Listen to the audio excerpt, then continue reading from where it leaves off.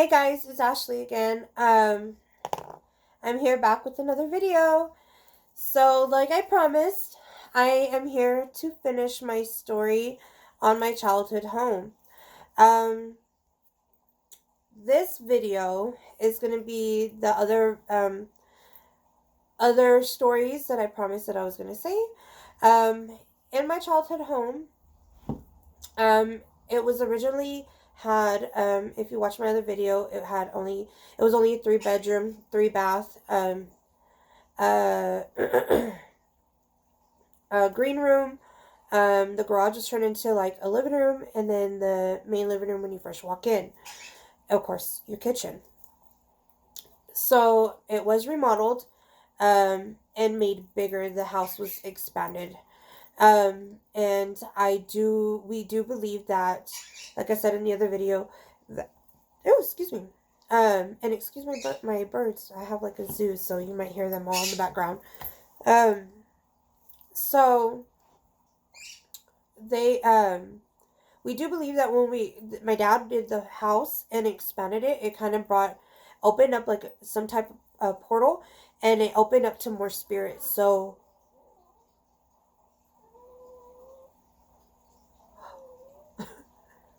my dog's like whimpering. I don't know why. She's like making sounds.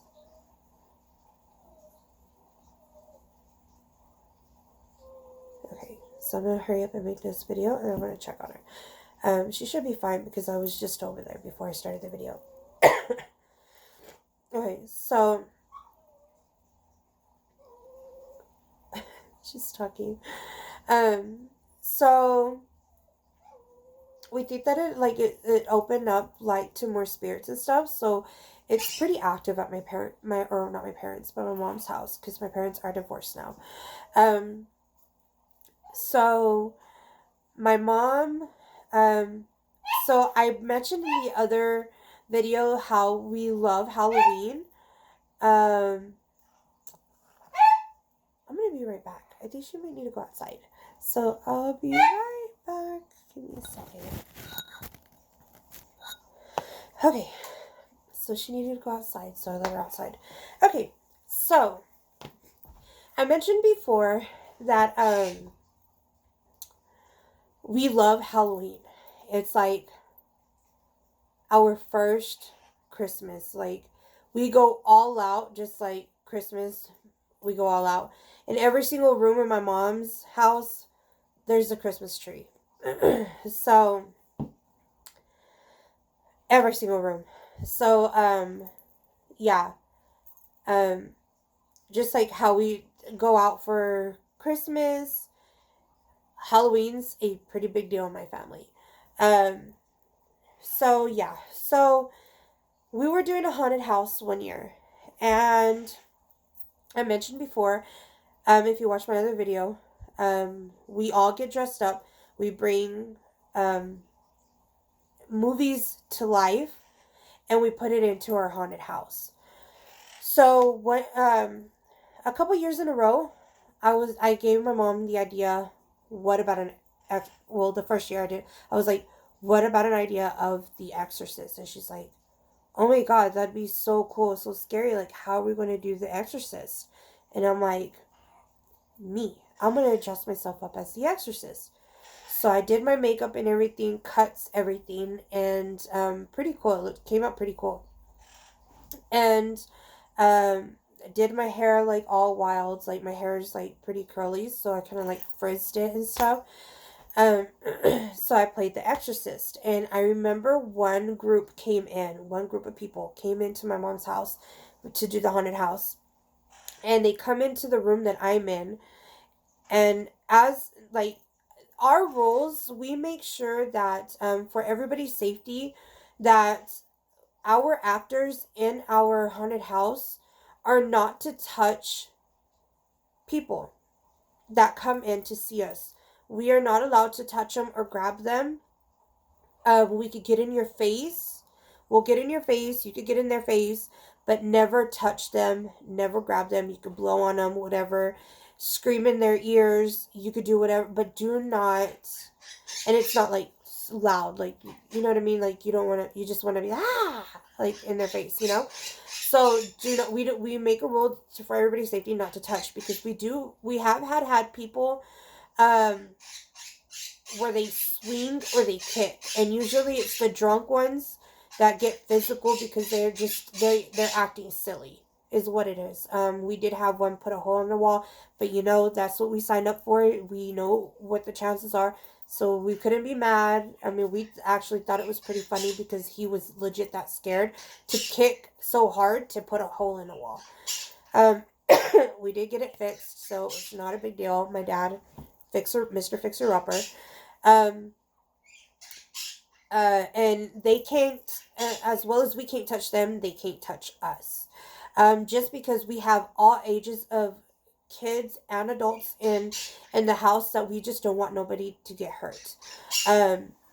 We do let everybody know, like, if you get hurt, that's on your own. That's it. So, so a group comes in.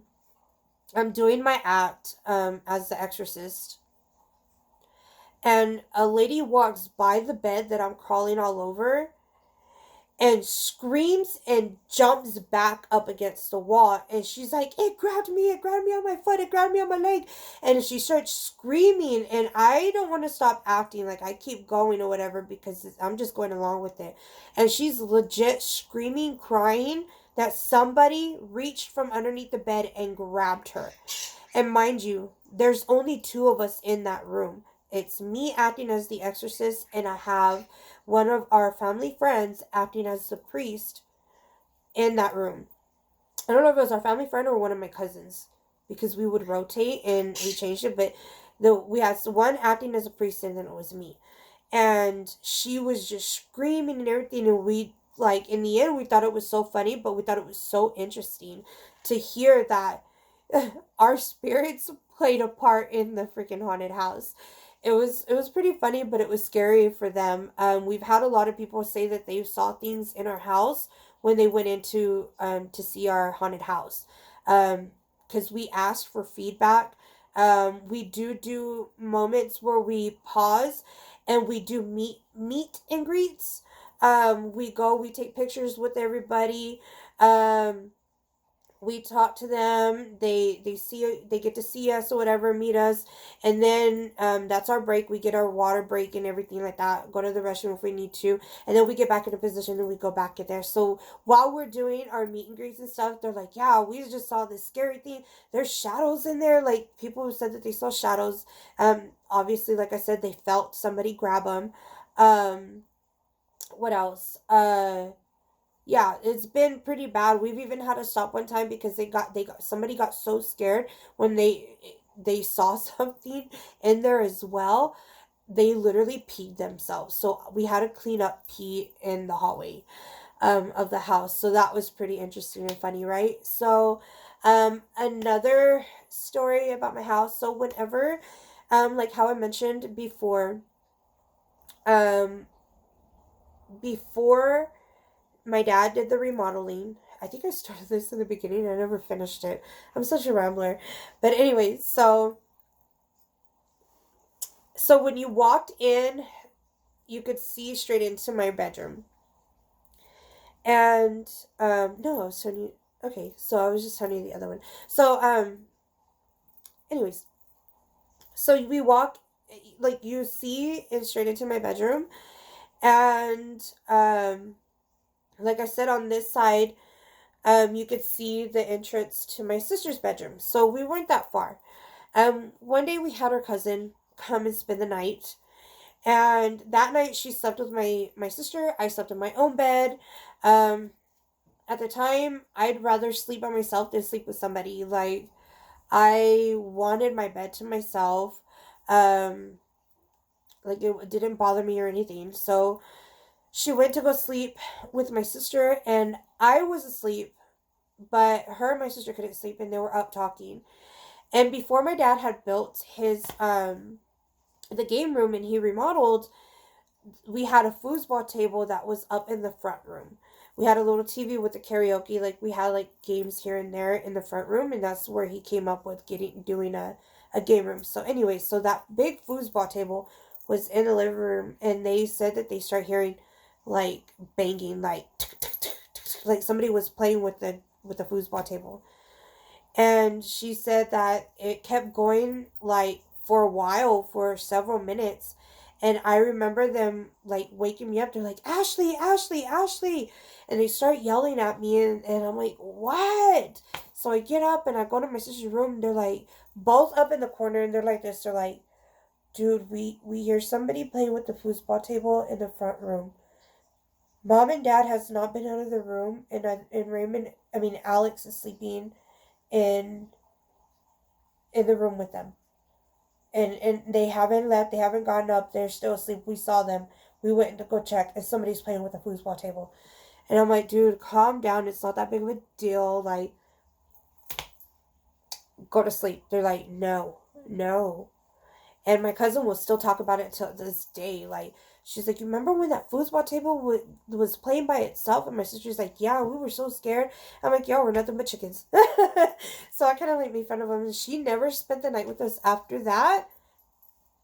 Never spent the night with us ever again.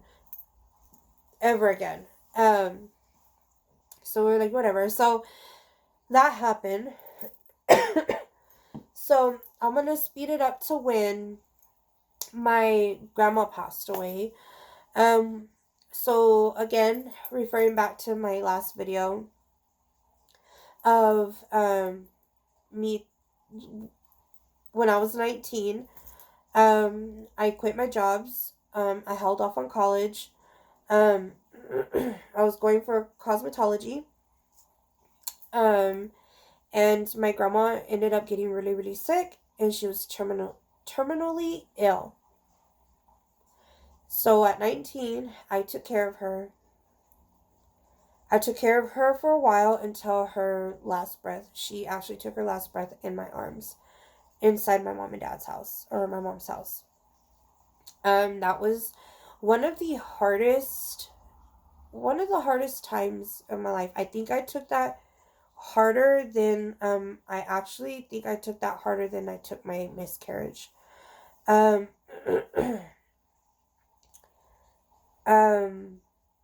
yeah, it was really hard. I went down a downward spiral. When I lost my grandma, um, it wasn't easy. So when she passed away, well, when I was taking care of her, we had like baby monitors, and the baby monitors would help me. So like if I needed to go into the other room, I could still listen for her and everything, because she wasn't supposed to walk or anything, because she was so what it was is that she had cirrhosis of the liver from all the medication she had taken for her health issues. So she was retaining a lot of fluid in her limbs, like in her bodies and stuff. So she would have like open sores. Um, and if she was to fall or hurt herself, cut herself or anything, um, if they healed, it took a very long time to heal. And it was very easy for it to get infected and everything. So it was a health hazard for her. An issue if she was to walk on her own, because she was so weak and she became really clumsy. Um, so, excuse me. So she's not supposed to walk, not without assistance. Um, she had a walker, but she did not want to use it. Um, so we had the monitor so I could pay attention. I actually moved my bed into the main living room where you first walk in. At one point, so when I slept, I could see right, like all I had to do was pick up my head and I could see right into the room and see and hear my grandma. Um, and where she was at, because she was in the TV room where that used to be the garage that was made into a family room or another living room. We called it the TV room, because that one has the TV, and then the one that I was sleeping in didn't have one. Until I put one there, so because I made it into my room. So,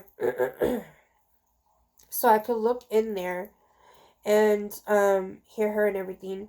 So I got the monitors. If I needed to go anywhere in the house, I could still hear her, watch her, or whatever, and make sure she wasn't walking and she wasn't doing something she wasn't supposed to, because she would get up and she was so independent that you could tell her like, I'm gonna do it, let me do it, let me do it, don't do it, don't do nothing, you need to stay there, just relax. She would not do it. She would try cooking herself, going and find all the utensils to cook and make her own meal, and would not stop for nothing. Um, so I really had to keep a really close eye.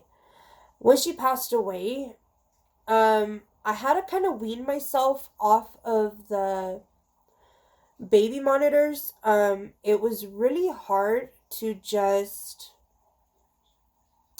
put everything up and just say, okay, well, now it's done, I don't need them anymore. I had to wean myself. It was so bad that I was having nightmares. I would wake up in sweats, panicking. I would have panic attacks, flashbacks, you name it. I had it. It was bad. So my mom tried putting them up, taking them, she put everything up, trying to get the house back to normal. And I just couldn't stand it. And I remember getting so upset when she tried putting up the baby monitors. And I took them back out. I'm like, don't touch them, blah, blah, blah. And I even put it behind the couch so nobody would see it and nobody would mess with it. So I put my grandma's in behind the couch. And I kept the other one behind my headboard, or kind of like under my bed. Um, it was kind of like a comfort thing, I had to like wean myself away from it because at the same time I knew it wasn't healthy. So I did that. And I remember one time my cousin was there with her baby, and her and my mom were talking in my mom's room, and it was just us three at the house. And I had the baby monitor, and I went and I put it on top of the nightstand next to my mom's bed. And I walk in, I walk out, I like go to the restroom or something, which is right next, like pretty much next door or whatever, to my mom's room. And I come back, and my mom and my cousin is like, did you hear that? And I'm looking at them like, what is wrong with y'all? And my mom's like, yeah, did you hear that? And I'm like, what did y'all hear? Like, well, I want to hear what you heard. Like, what happened? And so at that point, I heard it. My baby monitor starts going off. And mind you, my grandma's end is on the other side of the house behind the couch. And then I have the other half where it's just us three in the house in one room. And it's staticky, and you could hear like a woman's voice having a conversation. And it sounded just like my grandma. And we just got quiet, and I'm looking at my cousin. I look at my mom. My mom looks at me and my cousin. My cousin looks at me and my mom, and we're just like, we're hearing it. Like, is that my grandma? And I look at the monitor and I'm like, Grandma, is that you? And my mom's like, Carmen, because her name's Carmen. She's like, Carmen, you don't have to stay. Like, move on. It's okay. Like, go be with Jesus and go be with your siblings and your mom, and go be, or not your mom, but your dad and all that. And because my great grandpa had already passed away, but my great grandma was still alive. So she's like, go be in heaven with Jesus and be happy, and don't stay here because you don't want to be here, and everything like that. Just watch over us. My mom starts telling her. And after a few minutes of hearing that, in the monitor, what sounded to be my grandma talking and having a conversation, it stops. Before that, we never even heard anything before that. After that, we never heard anything after that. I still don't know if maybe like connections got crossed somewhere or it was actually my grandma, but I like to say it was my grandma. So, again, with my grandma, after she had passed away, my mom had already went back to work because she had taken a few days off after that had happened. My dad had went back to work. My sister and my brother were in school. I was the only one graduated, so I didn't have school. I was kind of like taking it easy before I went and jumped into getting a job because I knew at that point it wasn't hard for me to get a job. I could literally apply somewhere and I was hired. It was so easy finding a job. So I kind of was like taking a break, and I remember being on the computer in my mom's room at the desk, and I was on the computer, and at that time it was like MySpace. I think Facebook was barely becoming into something, but I wasn't into it, but I was on MySpace. And I was on MySpace, I was Googling internet stuff, and I was listening to a little bit of music and stuff, and I remember hearing like clatter, like stuff, somebody messing around with like the pots and pans and the plates and stuff in the kitchen. Mind you, I'm the only one in the house. And I hear like a door open, like one of the cabinet doors, and I'm like, okay, that sounds just like my grandma. Like, that sounds just like my grandma. And this happened like pretty much after, right after my grandma had passed away. So at this point, I'm still needing the baby monitor for comfort, but at this point, I did have it. I think I did leave it underneath my bed. Because sometimes I was able to leave it on the bed because I had my good days and my bad days, and there was other times that I had to carry it to make me feel better. So that time I didn't have it on me. I had it still underneath my bed. So I'm hearing the clatter and everything, and there's this one picture I remember I remember this one time my parents, they went and picked up my grandma from my parents' hometown. They're from Fort Stockton, which is like an hour and a half from where I'm at, where I'm from. And they go and they pick up my grandma every holiday and everything, and so we could visit and she could visit us. They would pick her up, and I remember one time they picked her up and they took her to go get her pictures done. And she came out so cute. I'm telling you, my grandma, oh, I love my grandparents so much. Oh, I'm just getting so emotional thinking about them because I miss them so much because they've moved on already. They've already passed on. They're in heaven. I do have one grandpa still alive, and his wife, my step grandma. I do still have them, but my mom's parents and my dad's mom, they're gone, and I don't know why I'm getting so emotional. I miss them so much. I feel so silly, but anyways. So she looks so cute, and there's one where she's sitting on the thing and she's just like, just posed just like that. She's in a purple shirt, and she's so cute. I look like my grandma, just so you know.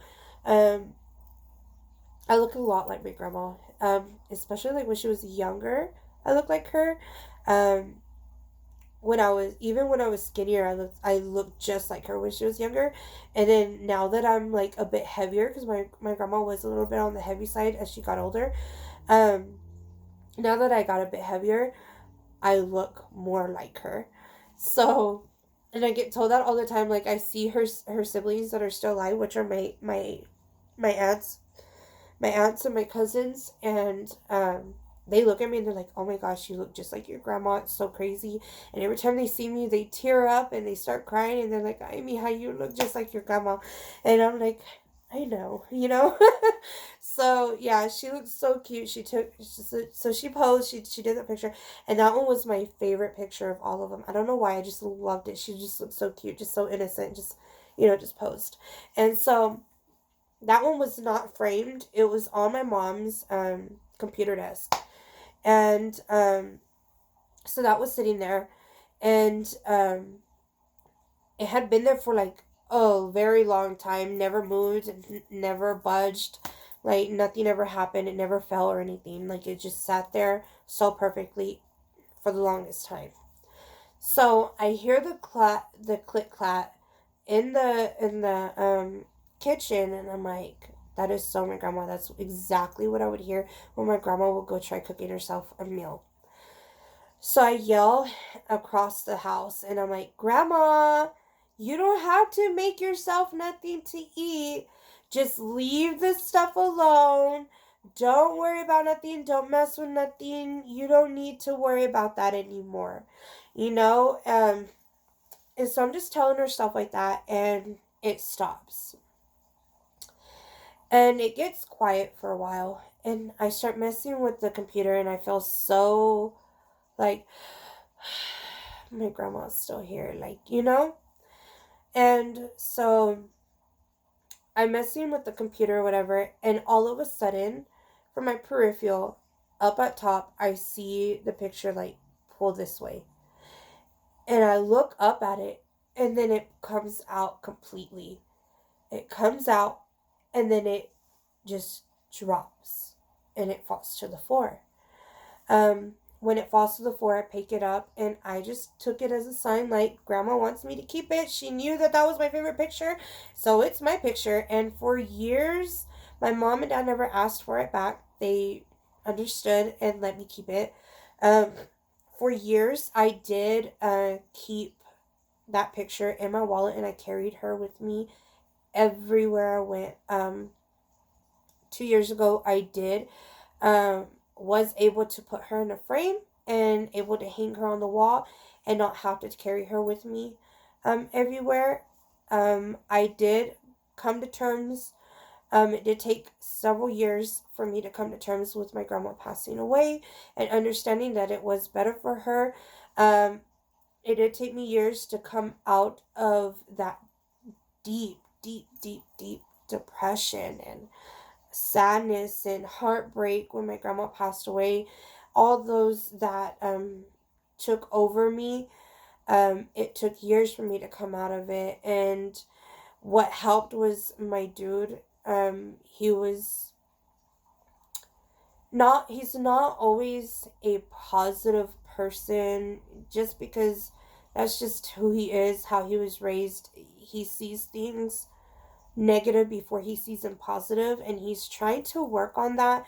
We're trying to work on that for him, but there was just something about him that was so positive. It was like when we were together, there was nothing negative that could even exist in our life. And he showed me my worth. He made me comfortable. He made me happy with myself, and it brought me out of that funk for like brought me really good out of that funk, but I wasn't completely out. What topped it off and like finished it, brought me back and made me who I am, was knowing that my oldest nephew was coming. When I found out my sister was pregnant, I'm like, I'm gonna be the best Thea in the world.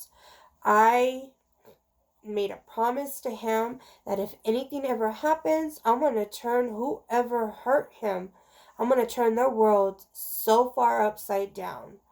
Like, they're going to feel that head rush. You know what I'm saying? Like, nobody was going to hurt my baby. That is my baby. And so when he came, he made me look forward to holidays again, because I hated holidays, because that's when I would see my grandma. I hated it. He made me love it again. He made me look forward to it. Then my nieces came along, and it was like made me into a whole new person. I'm such in a better place in myself than I've ever been. Um, so yeah, like that's what had happened. That's a little paranormal time from um my visit from my grandma. Um, I'm trying to think what else happened in that house. I think I told most of the stories actually between the last two videos, three videos, whichever one I made. Um, but yeah, those are a lot of that house is pretty active at my mom's house. Oh, one more. Okay, so I remember one. So everybody was out of the house. The house was completely by itself. Everybody was at work and everything. And I remember, and this happened just a couple of years ago. My mom gives me a call and she's like, um, not my mom.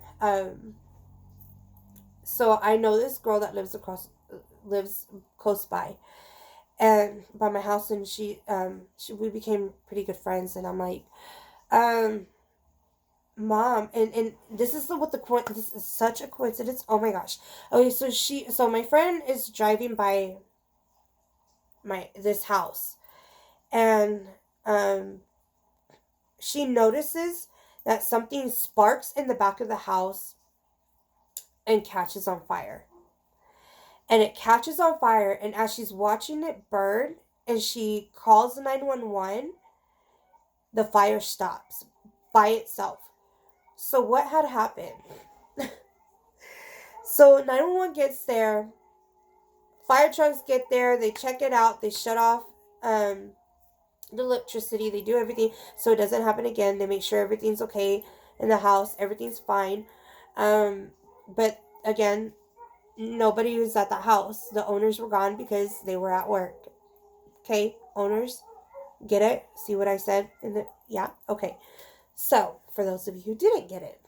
So me and her are talking, and she starts telling me what had happened. And she's like, yeah, it's the house that's just right there. Like, she doesn't live far from my mom's house.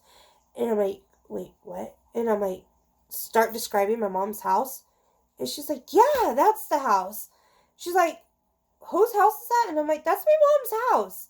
And she's like, yeah. She starts telling me that the breaker sparks because we had like the electric box, the breaker box, electric box, breaker box, something like that.